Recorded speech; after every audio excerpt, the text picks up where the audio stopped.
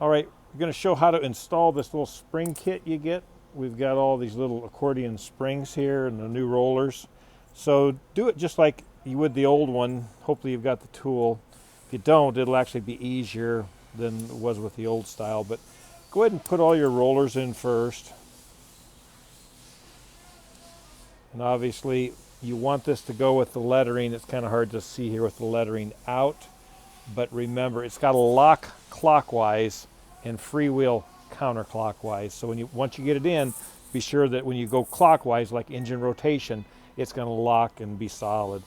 But all I got to do now is I've got my little accordion springs. I'm going to drop those in next. And they do have a down. You can see a bent area here. I usually put that against the roller because the roller will obviously fit in there pretty good. So, but this edge, I like to see that down, and all I got to do is squeeze this and drop it in. Those are really, really simple to put in. They don't get much easier.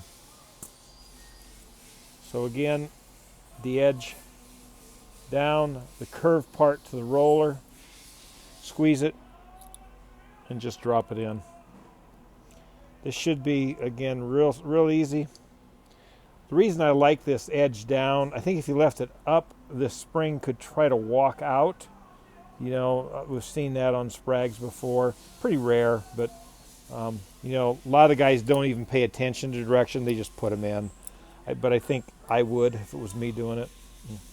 Since I am doing it for this video, I will. I kind of caught in the spring hole a little bit, the old spring hole. But just set it in there and go. And like I said, it's a simple, easy little task. And you'll get all 6 of them in, and away you go, and you'll have a nice, solid Sprag setup with brand new rollers. So this is Tom Downey from Fort Dodge in Sturgis, signing off, and thanks for using our parts.